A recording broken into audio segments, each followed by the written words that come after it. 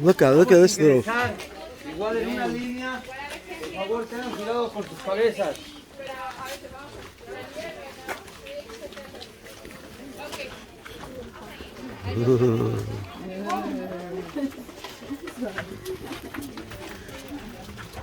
This is cool. Gerald would have to duck through here, so is Sky.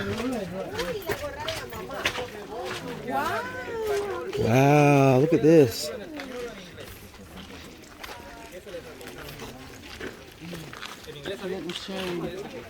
That was the real name of this city, and it's one of the last cities in the history of the Maya civilization.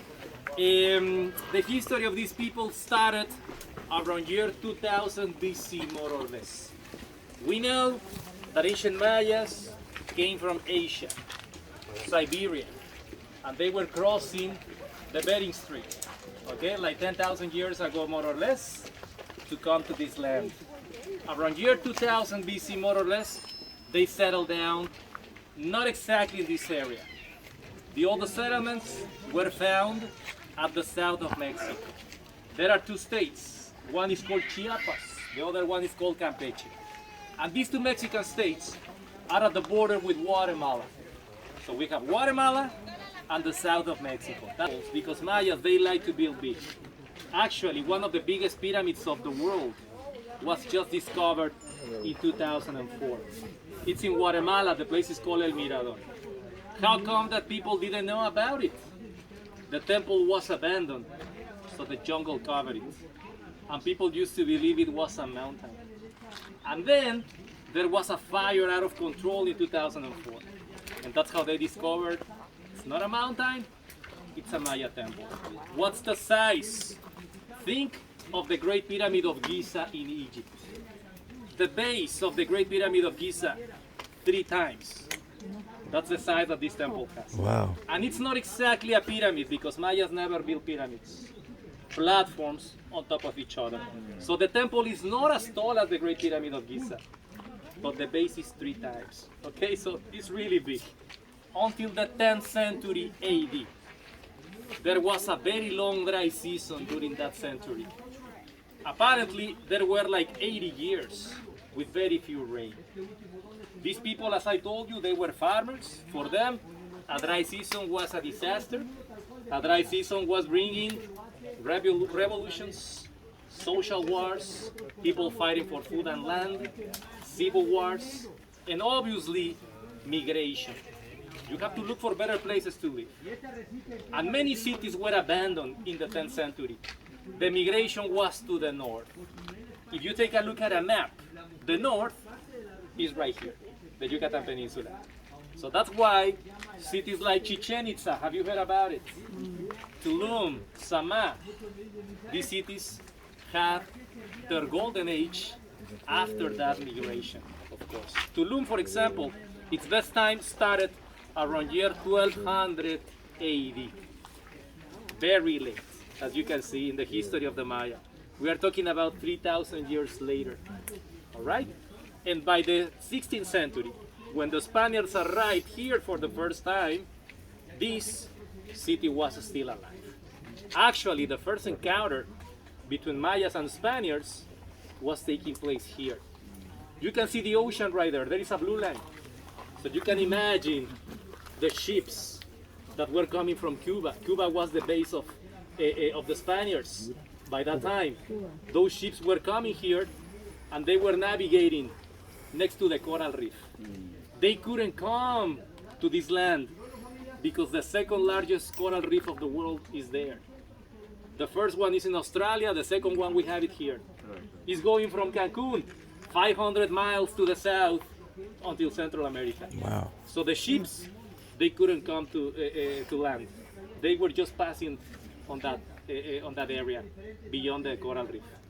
And for Mayas, it was pretty shocking because Mayas didn't have ships that big. Mayas were using only canoes. Why? Because they never invented metal alloys. They never invented iron to make nails. You just can't make a big ship if you don't have nails. Mayas had only canoes. So Mayas rode there were floating mountains in the ocean, and were those ships. And the Spaniards, they also record when they passed by here. There is a navigator in 1518. His name was Francisco Hernandez de Córdoba.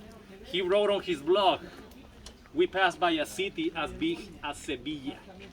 He was comparing Tulum with Sevilla in Spain. Okay? That happened in 1518. Also a social division. It was separating high-class people, 10%, 90% of the population used to live outside. 500 up to 600 people used to live in here. The other 90% living outside. Okay? We have the houses. There you can see. That's a house. You can still see remnants of rooms. You have to use your imagination, because I'm going to show you bones. I'm going to show you the ruins of this city. By that time, all these structures were completely covered with a stucco. Do you know what's a stucco? Stucco is a plaster that Mayas used then that the trading routes were. All that came This from is showing Arizona, you the how red. long Okay, these red. people were in touch with other civilizations, with other people trading. It's not that Mayas went to Arizona and came back. No, different people trading until it got here. Okay, it's showing you the kind of power that people living here have, because they were able to trade for such exotic material. Okay, and they were using that to decor the city. All over the place, you are going to see platforms like that. All those platforms are foundations of houses. The city was divided in neighborhoods. We are going to watch the status of those families was higher than Closer the to ones the that living temple. out here. Okay? Let's continue. Follow me, please. Let's go and have a So look the at closer that. to the temple, the bigger the house. Did you hear that? The closer you lived to the temple, the bigger the house was. And only about 500 people lived here. So the poor people lived on the outside of the walls. This is where the rich people lived. Like that's a house there. They said that red stuff that the gate's painted with, the fence is painted with, the wall is painted with, it came from Arizona.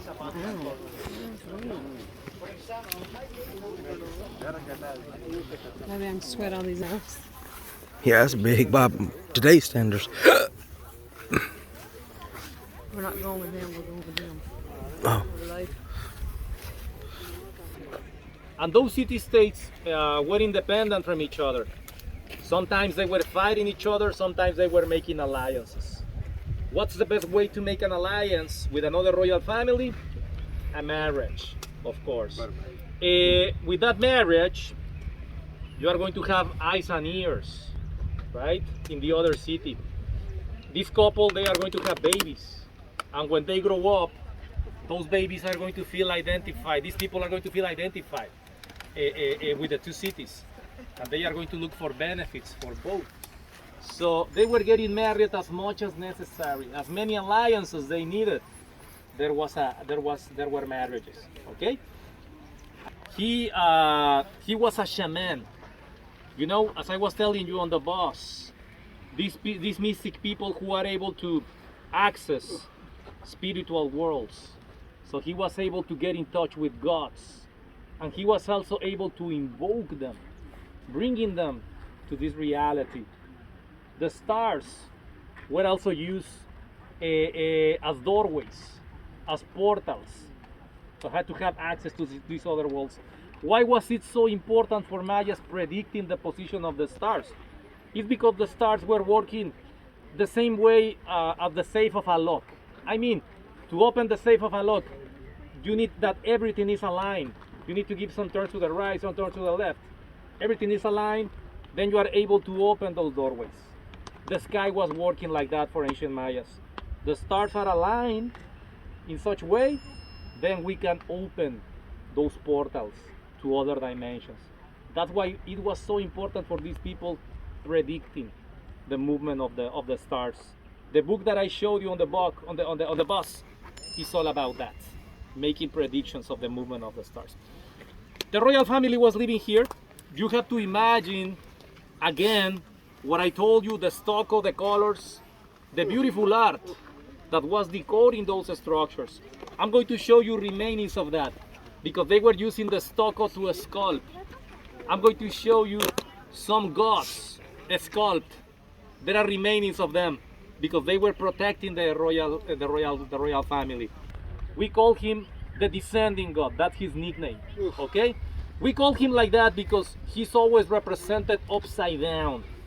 You are going to see the head going down, his legs spread and bent by the knees like this. You are going to see that this deity has wings and he also has a stinger. This descending god, it's a bee man. Mayas used to worship a bee man. This bee man, it's Venus. Venus was represented like that. Why?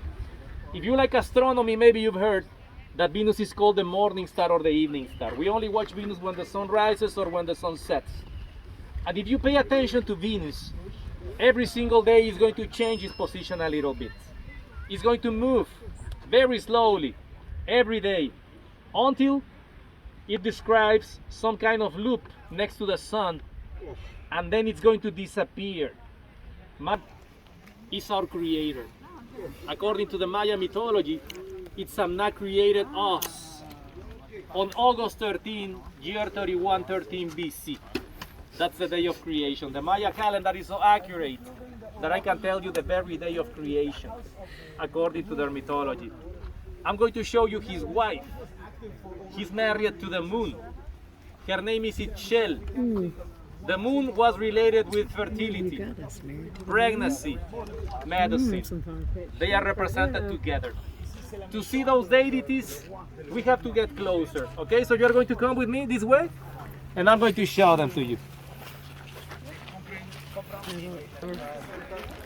Nobody takes his sarcasm. Nobody. That's beautiful.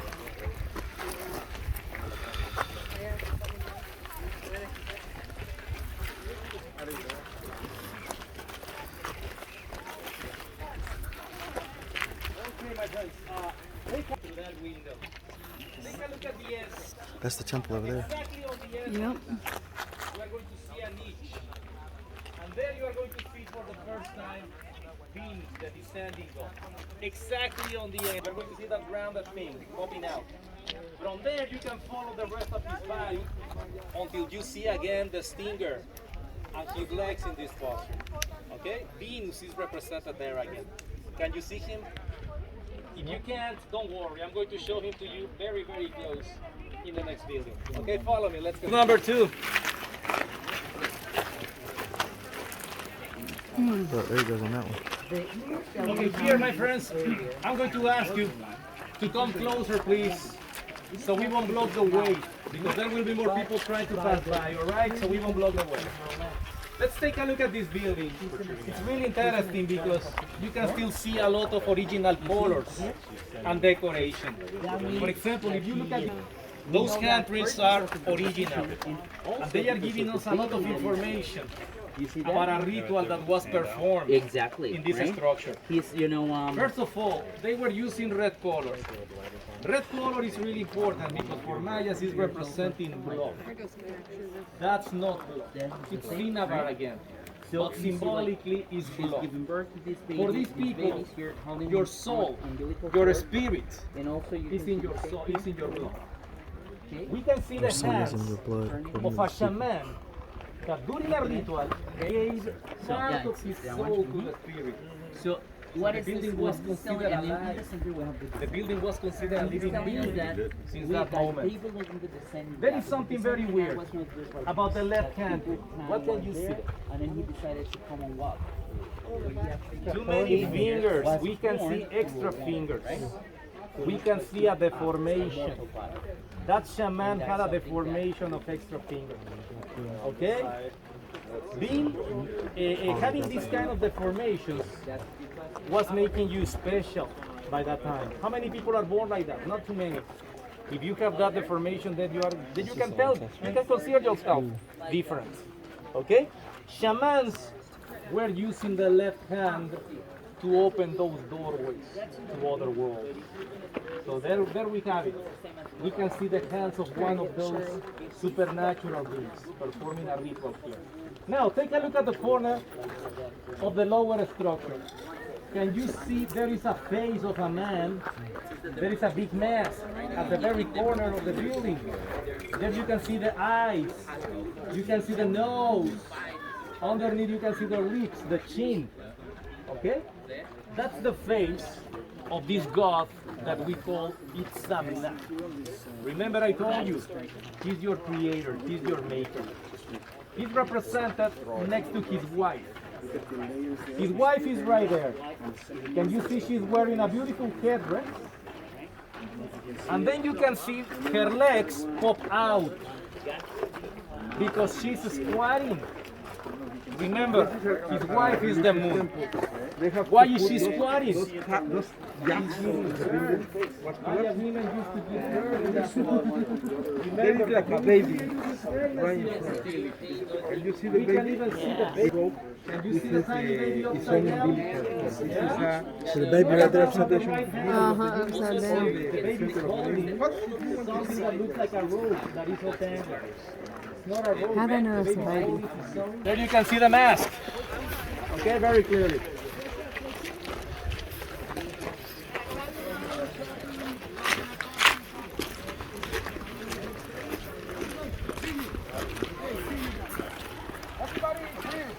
This area is protected by a second wall that we have right here.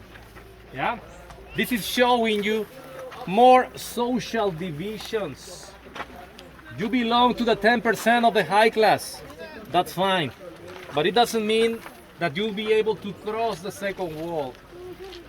In there, you wouldn't be allowed in unless you were one of those supernatural beings that I've been talking about. One of those shamans. There are no houses in there. All of them are temples, altars. The main temple, you can see the shape, is very similar to a mountain. That's what they were representing there, a mountain. There are no mountains here. And in Maya mythology, gods created life inside a cave in a mountain. That's what we have represented there. The little room that you see at the top is representing that cave. So the rulers, those shamans, were taking the place of the gods. And they were representing those moments of creation inside those temples. Okay? They were praying and meditating. They were getting in trance. To get in trance, they were using psychotropics, of course. They were using probably peyote, or they were using mushrooms, or they were using fermented beverages, and that kind of things. Right here where we are standing, you can see a tiny window next to the building. Can you see it? Okay? That super tiny window, I already showed it to you on a picture on the bus. There are more windows, but from here it's not possible to see them because we have trees and bushes. During your free time, I recommend you go behind the temple. There is a path that is going to take you behind the temple, and you'll be able to see very clearly all the windows. All right, my friends, we are going to finish the guided tour right here. Just let me remind you how to exit the place where they were doing the sacrifices. Yeah, they used to sacrifice most of the time enemies captured during wars, because they used to fight in a very different way.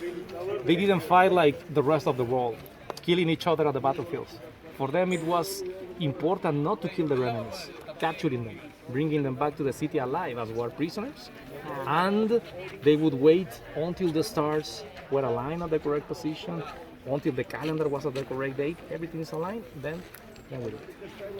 Would they then take all those other people and make them amigo. like part of the community? Sálgase de las cuerdas, por favor. Would they take the people that were captured and make them like low-level people of the community, or were they just enslaved people? No, What would they Mayas do? didn't have slaves Okay. because they were using all the knowledge to control the masses. Right? People really believed they were supernatural. They really believed they were gods. So that's why they didn't need to slave So people. if their leader was captured by the other leader, then they thought that was a more powerful, like Yeah. supernatural being. They'd Yes, want of to follow course. that Yeah. god.